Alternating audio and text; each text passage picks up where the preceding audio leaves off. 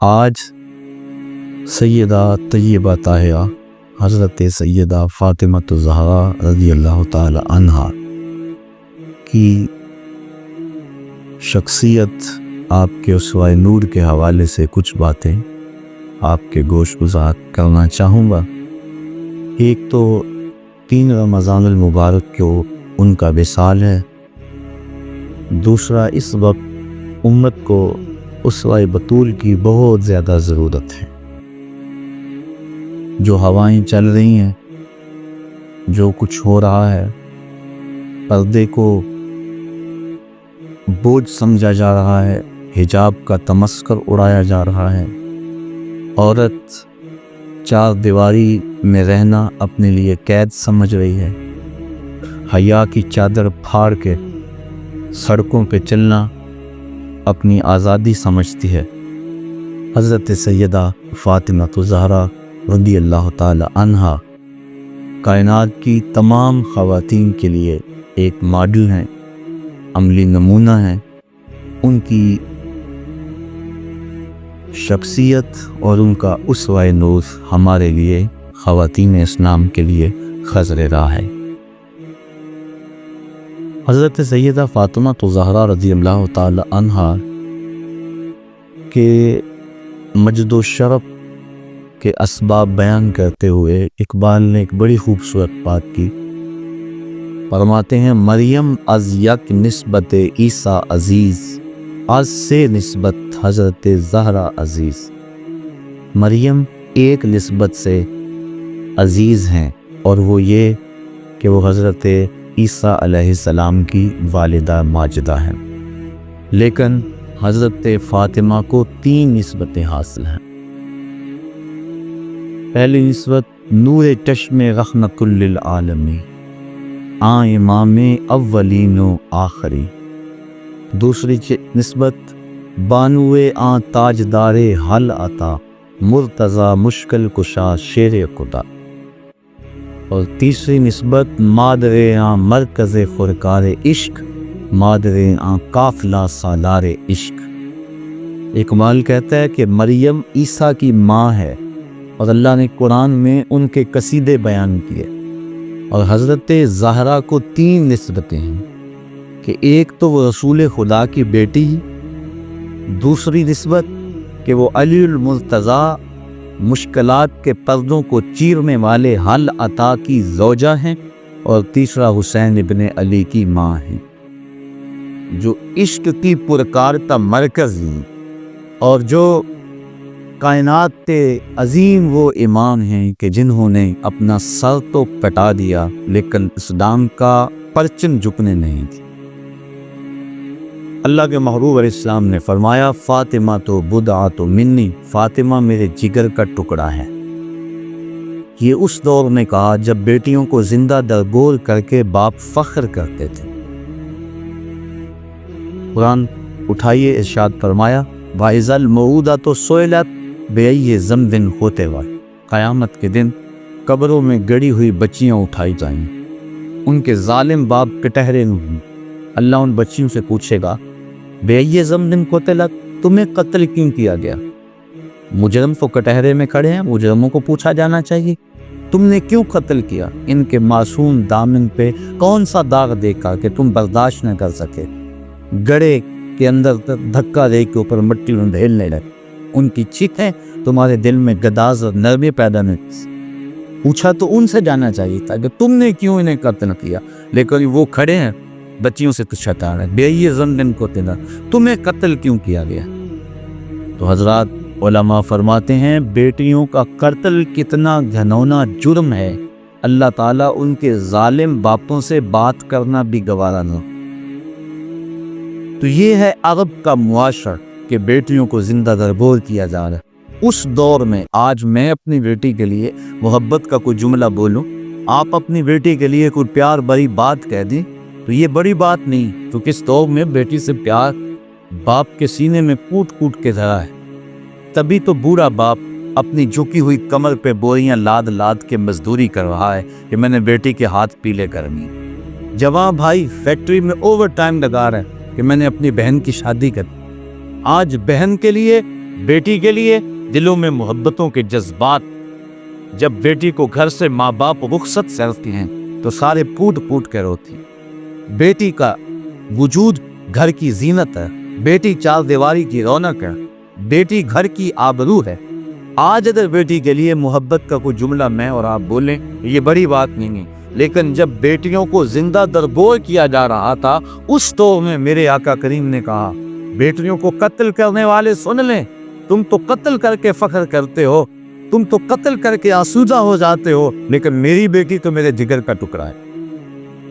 حضور نے یہ محبت دی۔ جب سیدہ فاطمہ حضور علیہ السلام کی خدمت میں حاضر ہوتی، حدیث میں آتا ہے فَأَجْلَسَهَا فِي مَجْلِسِهِ، حضور نے اپنی مسند پہ بٹھا کے اٹھ کے استقبال کہتے اور مرحبا کہہ کے کو پالت۔ اللہ اکبر۔ اور سیدہ فاطمہ الزہرا رضی اللہ تعالی عنہا نے بھی اپنے باپ کے ساتھ محبتوں کی جو داستانیں رقم کی ہیں، باپ اور بیٹی کا رشتہ، اللہ اکبر۔ نبوت کا آغاز ہوا تو یہ پھول کھلا۔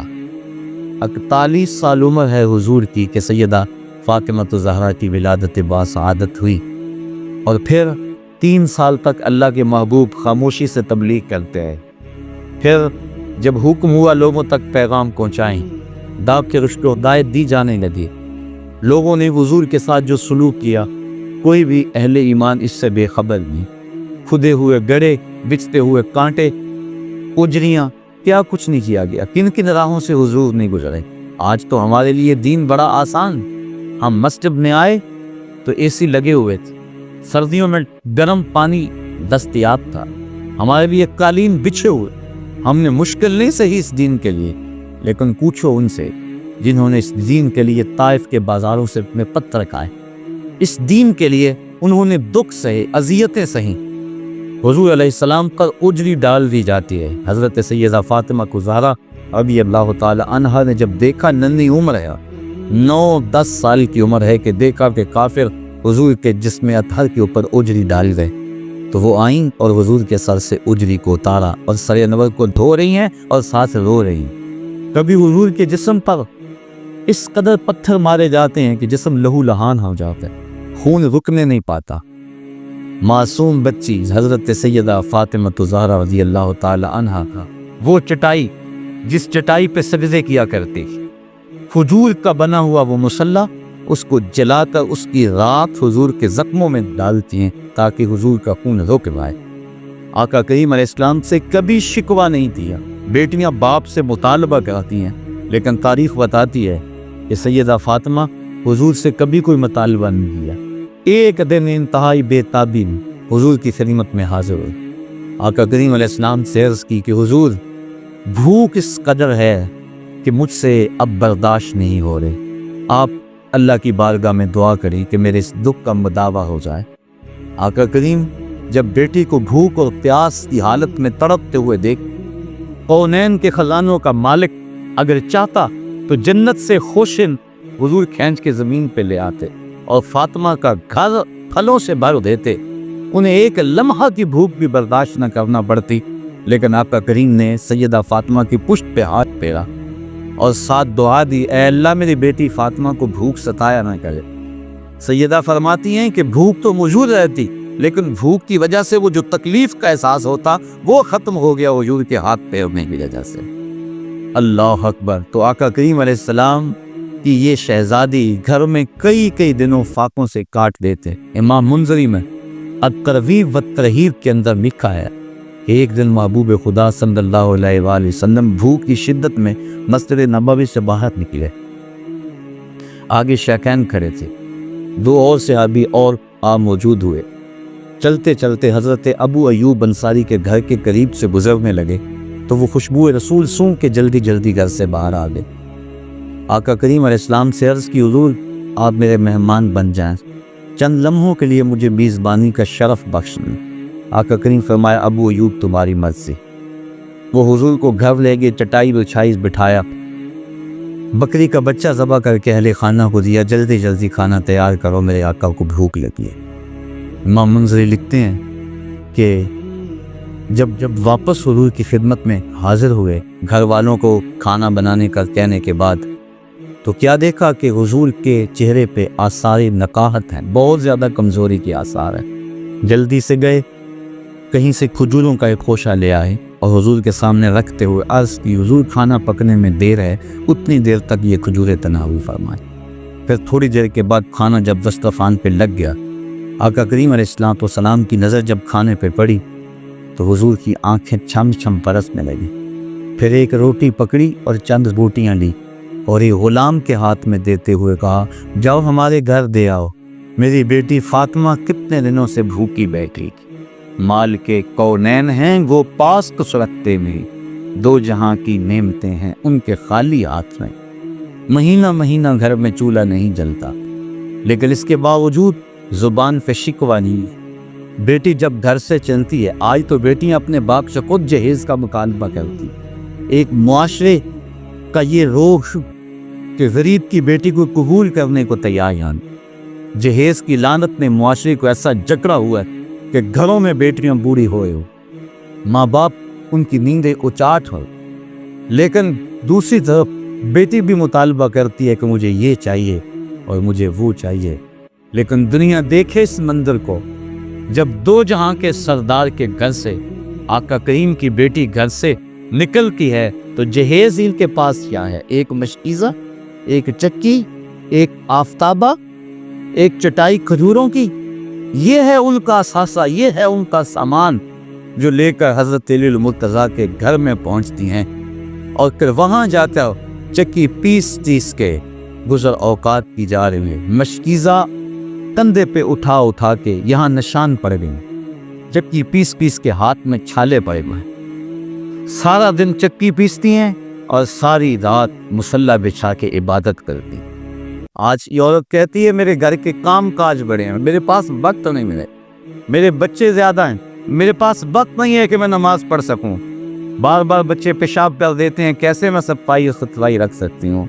आओ सैयदा फातिमा की चौखट पे आओ, हसनैन की तरबियत भी होए हुए, मौला अली की खिदमत भी होए, और चक्की पीस के आटा तैयार भी हो रहा है, मेहमानों को खाने भी भेजे जा रहे हैं। और जब रात पड़ती है तो सारी रात मुसल्ले पे गुजार देती। और ज़ौक़े बंदगी क्या है? अर्ज़ करती हैं, अल्लाह तेरी रातें इतनी छोटी हैं कि तेरी बंदी का ज़ौक़े बंदगी ही पूरा नहीं होता। अभी एक सजदा करती हूँ कि रात ख़त्म हो जाती है, एक रात ऐसी लंबी बना दे तेरी बंदी जी भर के तुझे सजदा तो करे। ये है इबादत, ये है उनके शबो रोज़ अल्लाह के हुज़ूर, सारा दिन रोज़े में और सारी रात क़याम में गुजार देती। एक दिन हज़रत अली मुर्तज़ा घर आए, देखा कि हाथों में छाले पड़े हुए। एक ग़ज़वे से हुज़ूर वापस पलटे थे, बहुत सारे ग़ुलाम और लौंडियाँ माल गनीमत में आए थे। ख़याल किया कि एक लौंडी अगर हमें घर के काम के लिए मिल जाए तो काम आसान हो जाएगा। कहा जाओ अपने बाप से एक लौंडी मांग लाओ। सैयदा फातिमा तो ज़हरा हाजिर हूँ, लेकिन ज़ुबान सवाल न कर सकी। आका करीम ने पूछा बेटा किधर आए थे? कहा हुजूर यूं ही सलाम करने आ गई थी। वापस चली गई। हज़रत अली मुर्तज़ा ने देखा, कहा उस दर से तो कभी को खाली नहीं पलटा, लगता है तुमने हुजूर से अर्ज़ ही नहीं की। कहा मैं हिम्मत ना कर पाई। कहा चलो मैं तुम्हारी तर्जुमानी करता हूँ। हज़रत अली मुर्तज़ा व हज़रत फातिमा ज़हरा रज़ियल्लाहु ताला अन्हा हुजूर की चौखट पे आ खड़े। आका करीम ने पूछा, बताया हुजूर ये हालत है, हाथों के छाले, सारी रात इबादत में गुजरती है और दिन चक्की पीस के ये हाल है, वक्त नहीं, फुर्सत नहीं। अगर एक लौंडी आप अपनी बेटी को अता कर दें तो काम काज में मुआवनत हो जाएगा। अब आका करीम के यहाँ लौंडियों की कसरत से कतारें लगी और बेटी दरवाजे पे खड़ी है। हज़रत अली मुर्तज़ा सिफारिश करते हैं, ख्याल तो पड़ता है उन्होंने एक मांगी, हुजूर ने कई दे दी होंगी, लेकिन तारीफ पड़े हैरत होती है। आका करीम अलैहिस्सलाम ने 3 कसमें खा के फरमाया, वल्लाहि ला आतीकुमा, वल्लाहि ला आतीकुमा, वल्लाहि ला आतीकुमा। अल्लाह की कसम मैं तुम्हें कुछ नहीं दूंगा, अल्लाह की कसम इन गुलामों और लौंडियों से मैं तुम्हें कुछ नहीं दूंगा। फिर कहा अल्लाह की कसम मैं तुम दोनों को इन गुलामों और लौंडियों से कुछ नहीं दूंगा। मैं तुम्हें लौंडियां दे दूं और सुप्पा के चबूतरे पे बैठ के पढ़ने वाले मेरे तालिब इल्म उनके पेट कमर से लगे हुए हैं। बदर के शहीदों के यतीम बच्चे भूख में और ये लौंडियां मैं तुम्हें दे दूं, मैं तो ये लौंडियां बेचूंगा और बदर के शहीदों के बच्चों का पेट पालूंगा और मेरे सुफ़ा के चबूतरे पे बैठ के ये तालिब इल्म दीन सीखने आए हैं, मैं तो इनकी रज़ा का बंदोबस्त करूं। लेकिन बेटा तुम मेरी चौखट पे आई हो, खाली ना जाओ। जब रात को सोने लगो, करवट तुम्हारी बिस्तर पे लगे तो 33 मरतबा सुबहान अल्लाह पढ़ लेना, 33 मरतबा अल्हम्दुलिल्लाह कह लेना और 33 मरतबा अल्लाह अकबर पढ़ लेना। ये गुलामों और लोडियों से बेहतर होगा।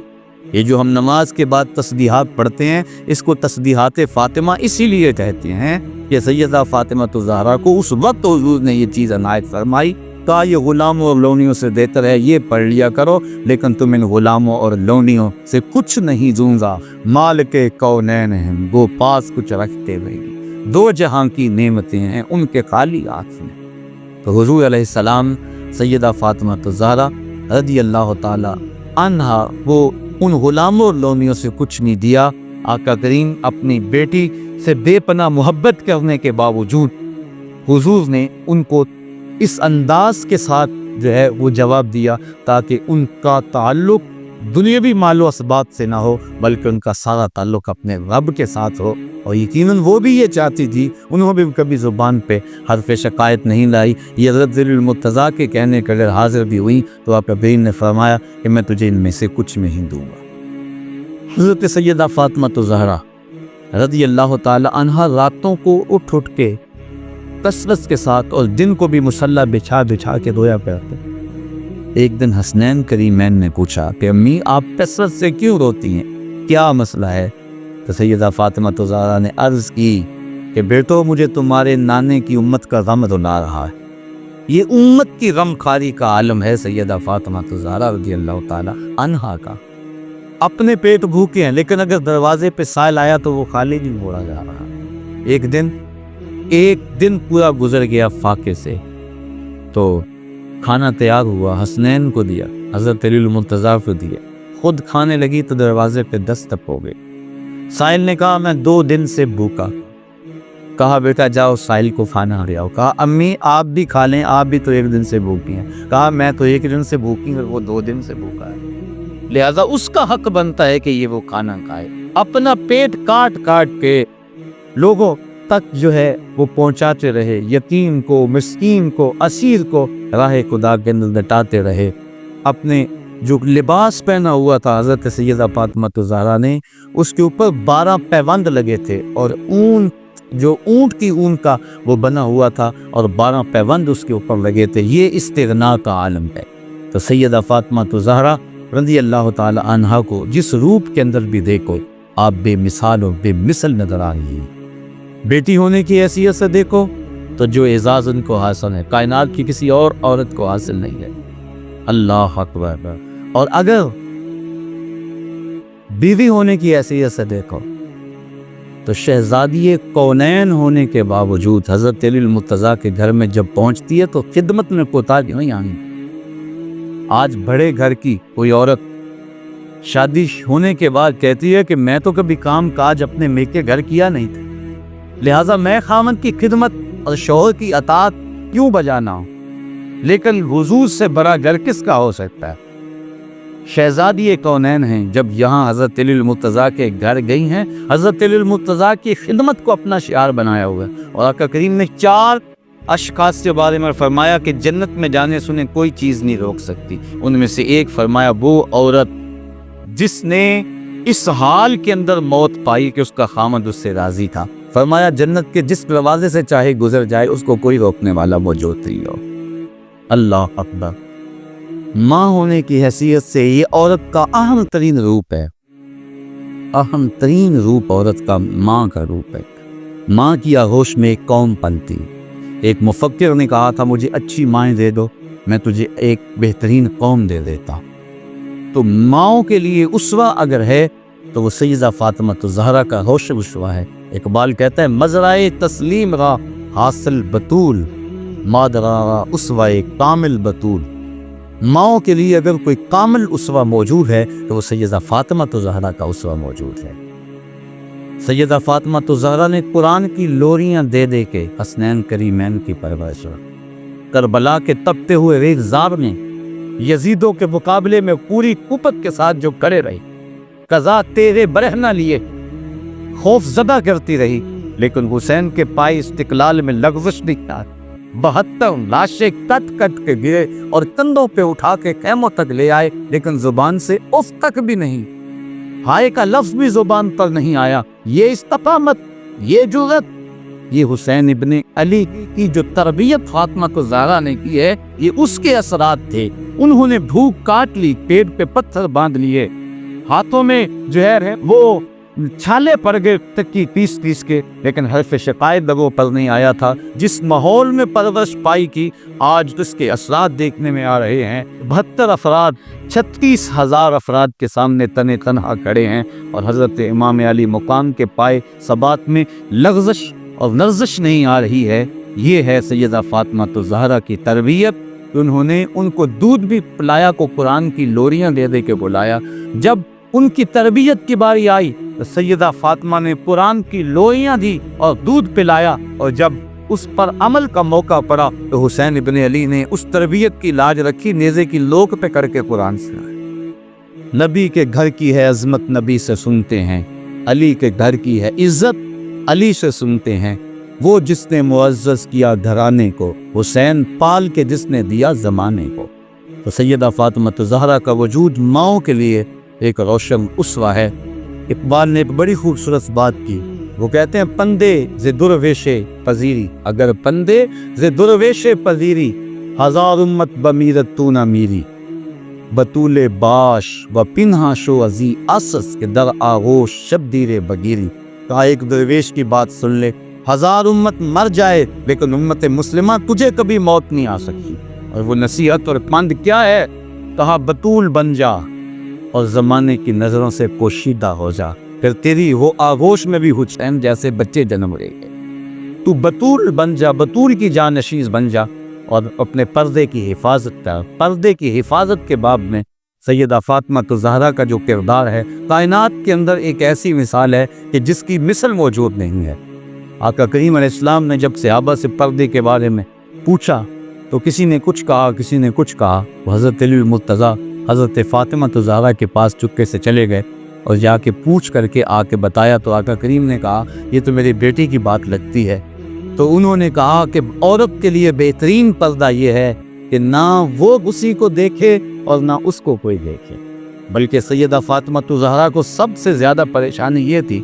حضرت اسماء بنت امیس رضی اللہ تعالی عنہا ان کو اکثر کہا کرتی تھی کہ مجھے یہ پریشان ہے کہ جب بندہ مر جاتا اور اس کے اوپر چادر ڈال کر چارپائی پہ اٹھا کے قبرستان کی طرف لے جاتے ہیں، تو جب جھٹکے لگتے ہیں تو جسم جنبش کرتا ہے، جس سے عورت کے وجود کا اظہار ہوتا ہے۔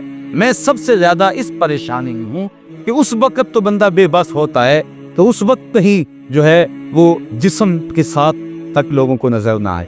تو حضرت اسماء بنت امیس کہتی ہیں کہ حبشے کے اندر لوگ ایسے کرتے ہیں کہ وہ کھجور کے ڈنڈے باندھ کر چارپائی کے ساتھ اوپر کپڑا ڈال دیتے ہیں۔ کہتے ہیں میں نے باقاعدہ وہ نقشہ بنا کر دکھایا کہ کمان کی شکل کے اندر چارپائی سے ایک ڈنڈا باندھا اور دوسری جمک باندھ دیا، پھر اس طرح باندھا، اور اس طرح میں نے جو ہے وہ دکھایا اور اس کے اوپر کپڑا ڈال دیا۔ تو سیدہ فاطمہ الزہرا کا اضطراب ختم ہوا۔ کہا مجھے سب سے بڑی پریشانی یہ تھی کہ بعد از انتقال میرے پردے کا کیا ہوگا۔ اب تم نے یہ جو آئیڈیا دیا ہے، یہ جو موجودہ ڈولی ہے جنازے کی، یہ آئیڈیا حضرت اسماء بنت امیس کا ہے، اور اس کو پاس حضرت فاطمہ الزہرا نے کیا، اور اس سے مرد اور عورت کے جنازے کا فرق بھی سمجھ میں آ جاتا ہے، اور جو ہے وہ عورت کے اعضاء بھی نہیں جھلکتے، سامنے نہیں آتے، اور جسم بھی نظر نہیں آتا۔ تو سیدہ فاطمہ الزہرا کہتی تھی کہ مجھے اس بات کا ڈر لگتا ہے کہ انتقال کے بعد کیا ہوگا۔ اللہ تعالیٰ جل شانہ نے ان کو ایک راستہ دے دیا، اور یہ ہے ان کے پردے کی کیفیت۔ آج کی عورت پردے کو بوجھ سمجھتی ہے، پردے کو اپنے لیے عذاب سمجھتی ہے، اپنے گھر کی اونچی اونچی چار دیواری کو اپنے لیے قید خانہ سمجھتی ہے۔ یہ پچھلے دنوں کے اندر میڈیا کے اوپر یہ تبصرہ ہوتا رہا اور حجاب کا تمسخر اڑایا جاتا رہا۔ آنکھ کے پردے کی بات کی جاتی ہے، دل کے پردے کی بات کی جاتی ہے، اور اسلام نے جو عورت کو پردے کی تاکید کی، اے نبی کی بیٹیوں، اپنے اوپر اوڑھنیاں خوب اوڑھ لو، اور جو ہے وہ اپنی زینت کی چیزوں کو پوشیدہ رکھو، جو حکم دیا گیا آج ان احکام کا تمستر اڑایا جا رہا ہے۔ عورت تو اس قدر پردے کی چیز ہے کہ اللہ تعالیٰ نے ارشاد فرمایا کہ تو گھر کی چار دیواری میں اتنے زور سے قدم بھی نہ رکھے کہ تیرے پاؤں میں پڑے ہوئے پازیب کی چھنکار باہر گزرتے ہوئے غیر مرد کے کانوں تک پہنچے، بلکہ عورت کی آواز کو پردہ رکھا گیا۔ حضرت ابو ہریرہ رضی اللہ تعالی عنہ نے ایک عورت کو دیکھا کہ وہ خوشبو لگایا ہے۔ عورت کو خوشبو لگانا منع کیا گیا ہے۔ دو طرح کی خوشبو ہیں، ایک خوشبو وہ ہے جس کا رنگ نہیں ہے، خوشبو ظاہر ہے، اور ایک خوشبو وہ ہے جس کی خوشبو ظاہر نہیں ہے، رنگ نظر آتا ہے، جس طرح مہندی وغیرہ۔